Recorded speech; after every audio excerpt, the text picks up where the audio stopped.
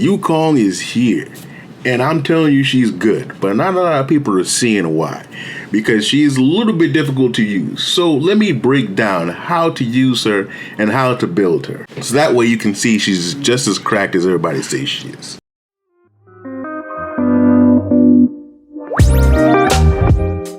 What's going on, YouTube? Ledger here once again. This time at you again with some more Honkai Star Rail. And I wanted to sit down and talk about Yukong. Yukong. She is, well, she's beautiful for one, but she's also a great unit to use as a buffer. And in order to do that, it is a little bit complicated to use her. So what I want to do is I want to just explain to you and break down all the different things about her build, the different strategies to use her and everything like that. In order so you can have her working as well as she's supposed to, okay? Because she is going to take a little bit of thinking to do. I do have one warning for you, for everybody, right? For those of you who like to play an autoplay, for those of you who like to just hit the auto button and let things go, because you know it can be relaxing at times, make things a little bit less tedious. She's not good when it comes to auto, right? That's just what it is. Because she needs to be using her skill at certain times, she needs to be using her burst at certain times. Autoplay, the AI does not know that, isn't able to differentiate that. So she's going to be bad in autoplay. So just keep that in mind. But how do you build her? Let's start off with that. Well, in order to build her, you build her as a DPS except with an energy rope. Okay, so let's get into more detail about that. So here's my Yukong right here. Okay, and when it comes to her build, well, first off, ignore the two-piece quantum down there. Just, you know, it's, you know, I mean, I just say, you know, when it comes to building a character, main stats first, then you try and get the sets after. I don't have the correct pieces to put the right sets on her because, you know, she doesn't do quantum damage. I don't know what to tell you. But ignoring the stats for now, let's go over what type of main stats that she does want, because that's what I'm doing. I'm focused on the main stats. So she does for her body, she does want to have a crit body, right? So if we look right here, she does want to have a crit body, right? And as I said right here, for low investment, you want to go crit rate. For high investment, you want to have her crit damage, because she gives herself so much crit rate when it comes to her burst. Therefore, if you have crit damage, when it's time for her to hit, she's going to hit hard. She's going to hit hard when it comes to her burst, and that's great. You're going to want her to do that. When it comes to her basic attack, it's a little bit more negligible. It's more so just to tear down enemies' toughness. But for the burst, you can have that one deal damage with high investment and have her get a crit damage body. For the boots, you want to have speed boots on her, right? As for me, I have her with attack boots right now. That is mainly because I have her running with Jingwan, and I'm trying to speed tune her around Lightning Lord and not the main DPS who's going fast. So that's why I have attack or speed, depending on what you want to do and how you can do things, right? Same thing with the fast DPS. You can also do attack boots on her too. And have her just, instead of trying to constantly be faster than the main DPS, just have her be last. So when it goes back through the rotation, she ends up being able to go last. Therefore, she ends up buffing the first person. So you can go either way when it comes to that. I'm going the slow way. I'm giving her attack boots.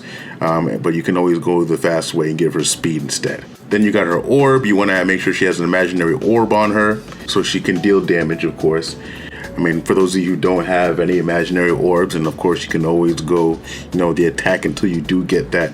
But yeah, you just want to make sure you focus on making sure she gets as much damage as possible with imaginary. Then we got the rope. You want to have her rope with energy regeneration on it, because you want to make sure she gets her burst back up as much as possible, because she gets a huge buff from having that burst.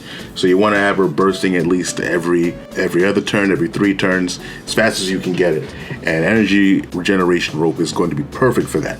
And in terms of sets, now you want to, for her sets, you want to make sure she has either a mixture of the 2-piece Musketeer, Thief, and Imaginary. Musketeer, which gives her the attack, of course. For the 2-piece Thief, she does want break effect, because when it comes to breaking the enemy, when it comes to Imaginary, breaking the enemy with Imaginary is very, very good, because it not only delays the enemy's turn by more than it naturally does, when it comes to breaking the enemy. It also reduces their speed. Okay, so you can see here the game explains it to you right here. Deal with imaginary apply imprisonment effect, delaying the enemy's action and reducing its speed. So it's going to reduce more than it naturally would. So that's going to be a good defensive option for you. So you want to make sure she has some break effect on her. Therefore, having that 2-piece Thieves is going to do wonders. All right. So that's where I have the 2-piece on there, the 2-piece Thief. And imaginary, of course, is pretty obvious. So if you have imaginary 2-piece, then she deals imaginary damage, right? So you're gonna have that, right? And I actually do prefer the 2-piece sets over the 4-piece sets. That's my take on it. I do believe the 4-piece Musketeer is going to come in a close second. Now, the 4-piece Musketeer is going to increase her speed, which is going to benefit for her when it comes to speed tuning if you're trying to get her to go fast. And also she's going to be doing some basic attacks also in her regular rotation, so that's going to help out a little bit too. I do think having more break effect on her is going to be more beneficial, which is why I recommend the 2-piece, but the 4-piece set is going to be just fine if you do have that going for you. Then also there's a 4-piece Thieves. I feel this is situational because even though that's really good, the 4-piece for the Thief is going to be pretty good because you're going to be able to get, you know, some extra break effect, and you're going to be able to get a little bit more energy, and she wants energy. It's going to be great, but if the enemy does not have imaginary weakness, then it's not doing anything. That's why I prefer to go half and half on it. And then the 4-piece imaginary, some people are going to be thinking about that. I wouldn't do that unless you are doing a mono imaginary team where they're going to be imprisoned, because you can't take full effect of the set unless the enemy is imprisoned, right? They need to be debuffed, right? And that debuff needs to be imprisoned if you want to take full advantage of the set. And the only way to do that is if you're doing like a mono imaginary team. So I don't really recommend going 4-piece imaginary unless that is the situation for you. So those are comes to the builds. And then when it comes to the substats, now the substats, what I recommend is going crit. So crit rate, crit damage, that's your main priority for substats. Then attack percentage, so that's going to help out too, help you deal more damage, right? Because keep in mind, her talents, her traces, do not scale off of her own stats. They just go off of the trace level. So attack percentage is going to be great for her. Or speed is also another thing right there that she's going to want. I'd say either or works. I'd say they're equal priority. But it just depends on what type of speed tuning you're doing with her. If you want to go fast, you want to go slow. Then you want break effect, right? Break effect comes after that for the reasons that I just explained earlier. And then effect resistance, right? So effect resistance, what that's going to do is if an enemy is debuffing you or crowd controlling Yukong, that's messing up her turn rotation, and that's going to mess up when you're going to be able to do the buff. You don't want her to get debuff. You don't want to get crowd control. You don't want her to get slowed for any reason. Therefore, effect resistance is going to be very beneficial. So if you get that stat on her, that's going to be great for you. Okay. One thing I did forget to mention is actually the 2-piece sets for her sphere and her rope. What I decided to go with was Salcedo, 2-piece Salcedo. That helps her out with the ultimate damage, which she's going to be dealing most of her damage through her ultimate. So that's going to help out a lot. You can do the space station set, the SSS set, where it gives you 12% attack, gives you a bunch of attack. You can always do that too, to help out her DPS also. You can even go more of a, for when she's doing her speed version of her, when you're trying to make her go really fast, you can have her do the Von Wax set, which gives her a little bit of regeneration and gives her advance forward in the beginning of the battle. So you can always do that too. So that's if you decide to do fast Yukong. And also, even if you want to go the more supportive route, you can even have her do Fleet of the Ageless, give her a little bit of HP, a little bit of tankiness, and she'll also give even more attack to the team. So you can go all those different ways. None of them I'd say is really wrong. I'm going the Salcedo way based on just what relics I have with the best substats. So that's just the way I went with it. But you can go whichever way you want, whichever way works best for you. She's not really tied down in that category. Now, let's hop on over to light cones, okay? So the best light cone on her is going to be Bronya's light cone, especially if you're using a traditional DPS that's going to go right after her, because they can take advantage of this 30% damage buff. And then the energy recharge is going to be also very helpful. So that's 2 stats that's going to be very helpful for her when it comes to that, right? Now, keep in mind this skill point that you get from this set. You're not going to get that because it says you have to use an ultimate on the ally. She's using an ultimate as a damage dealer, so she's going to be using it on the enemy. Therefore, she does not get the skill point. But I still believe that this is still going to be her best light cone because of the advantages of it. Because of the energy recharge, because of this right here, because if you speed tune correctly, then you're gonna be getting advantage of that quite a bit. But the one that I'm using is this one right here, the Battle Pass one. The Battle Pass light cone. It has the different buffs that it's going to give energy recharge, it's going to give attack, it's going to give crit damage, it's going to give these different buffs sequentially. So that's going to be another good one there too, right? You can also use this right here if you have another imaginary, the Planetary Rendezvous. If you have another imaginary unit on there, there's also Dance Dance Dance, which is a light cone that I do not have, unfortunately. But then there's also the light cone that has her picture on there, past and future. So if you have the speed tune correctly, same thing, just a lesser version of Bronya's light cone. And then you can also have this right here, which I do believe, which I personally would put right below the Battle Pass light cone, because it is giving you break effect right here, which of course I said that you do want, and also you do regenerate some more energy, which is also a very big plus, right? So it's going to help out her uptime when it comes to her energy. And then in terms of 3-star light cones, you do want the cog right here that does give you a good amount of energy, and you can easily get that Super Inquisition 5. So that's going to be a good right there. So those are going to be the light cones that I do recommend when it comes to that.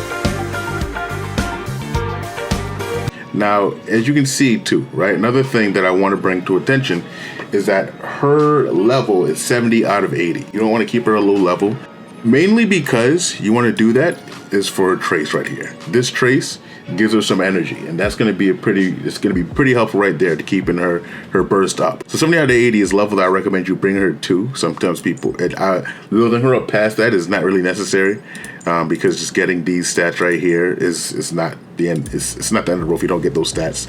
I mean, of course, eventually you want to get your characters to 80, but in the meantime, once you get her to 70 out of 80, you can start concentrating on other things.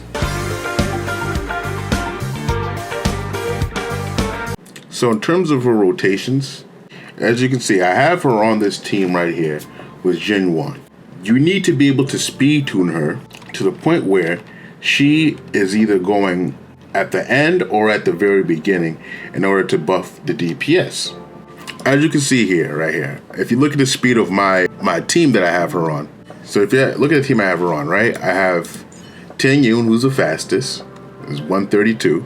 Speed 132, Jin Yuan speed 122, and then I have Tasha at speed 118.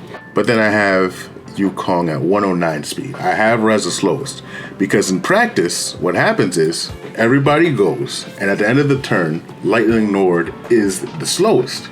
Lightning Nord has a fixed speed that has a predictable speed that goes up depending on how many stacks it has. And as long as I have my Yukong going faster than that Lightning Nord at max stacks, and going slower than everybody else, that means she's going to be able to put up the buff right before Lightning Nord. But let's say instead I have her go with Sealy. Now in that case, I want her to go very fast, because Sealy's going to be all over the place because her speed is ridiculous. Okay, so if I can have her go fast, that means I can have Yukong go more often. Therefore, she has more chances to align with Sealy's speed. Same thing with other DPSs, Su Shang, Yang Qing. Notice I'm not really saying Dong Hung too much. You can use her Dong Hung, but the only thing is that he just doesn't take advantage of the wind penetration when it comes to her buff. But you can use her with Dong Hung too. So that's what you want to do. You want to either have her be the fastest or you want to have her be the slowest. Either way is going to work. With Jing Yuan, I do feel that having her only be the slowest, unless you just have enough to make her with ridiculous speed so she can go twice before Lightning Nord goes, then that also helps too. Because every time I'm in a battle, I'll show an example, of course.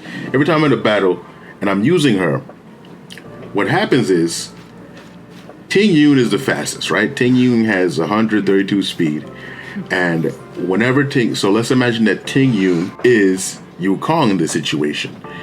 Ting Yun has enough speed to be able to go again before Lightning Order comes. But the reason I prefer to go have her be the slowest is, one, it's harder to get speed that high because you need to get some speed substats.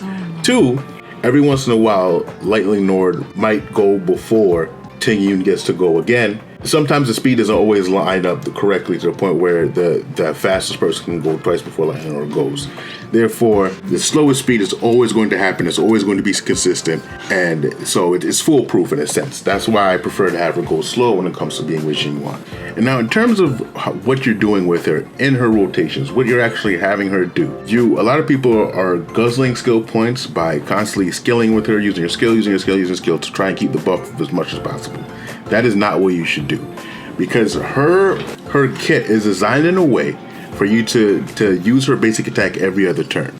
So what you want to do is you want to be able to skill with her, right? To use her buff on that first rotation, right? Burst if you can. Then the next rotation, you need to basic attack and take advantage of her enhanced basic attack. And then the next rotation, you can either skill or basic attack again. It's been so long. Depending on how the rotations are going. And then on that last turn, you should be able to have, if you have everything in order, you can have her burst back up and you can use the skill again. That's the rotation that you really want to be able to use with her, because the fact of the matter is, if you're constantly skilling, she should be a skill point neutral character. She should not be a skill point negative character. She should be a skill point neutral character. Using her skill point negatively, then you're just not using her correctly in that sense. I do find that she does, because of this too, she also works well as a second Harmony character, because you can have Ting Yun and her on the team together, which is what I have right now. And you can have them on the team together. Ting Yun has the skill always up, right? And she's a skill point positive character. Then you have Yukong, who's skill point neutral character, who can just have those times where she can just nuke.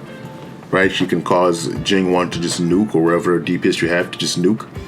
So I do think that she does work good as a second Harmony character, and she does work good in a team where you're using 2 DPSs. If you're using 2 DPSs, she buffs them both, and if you have the speed to it correctly, then if they go back to back, then they'll both have the full buffs that Yukong can give. Instead of having one Harmony character trying to use skill here, use skill there to try and buff the different DPSs on the team. So she works good in that sense too, right? So that's another reason why I do like her. I do think she's essentially what I'd call an endgame buffer, because, early on in the game, you're still trying to learn everything. You're still trying to figure everything out. You're still trying to build teams and stuff like that. Your teams are scuffed and everything. But I feel that once you have everything set, once you're farming relics and you're doing these things, then you can get the full potential of her in the meantime, right? So then you can get the full potential of her at the end of the day. So I do think she's more of an end game unit, an end game buffer versus early game. So I don't think she's going to be that great in early game. And then also too, just a couple tips too, in terms of her Eidolons. I have her at E2 right now. So in terms of Eidolons, where she's going to be very useful is her E1 is good, but her E2 is phenomenal. It is great because it is giving her energy every time one of your characters gets their burst up, right? Not use their burst, but just have enough energy to get their burst once their energy limit is full. Then she gets 5 energy for each teammate. So she's going to get 15 energy just from that, right? Just from you playing regularly without paying any mind. It's going to be a huge plus for her when it comes to that. Then her E6 is gonna be her second great Eidolon, because that's when she just becomes easy to use, right? She just becomes easy to use because all you need to do is, before your DPS goes, just use the burst, use her burst, and there you go, you're good to go.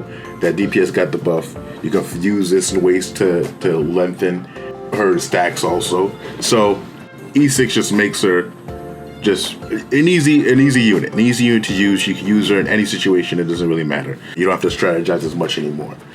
But I kind of prefer using this strategy. It is fun for me. That's what I want to use there. This is really the first time I really wanted to go through an entire character's kit and just tell people how to use them. Mainly because I feel that she's a little more complicated, and I feel that people need to I feel like she's more of a unit that does need some explaining to do. Whereas somebody like Luocha is just simple. He's easy. You know, you build him with attack and he's good to go. Was this helpful for you guys? Let me know what you guys think when it comes to guides. Should I be doing more guides for different characters? Do you guys like this type of content right here? So definitely like the video if you do like it. That does send me the right message. Comment your thoughts down below. What do you guys think? Did this help you when it comes to your Yukongs and everything like that? And also to subscribe to the channel so you can get more content like this, where I do reactions, informative content, anything that I can do between Honkai Star Rail and Genshin Impact, okay? And with that, I'll end it there. Legend out.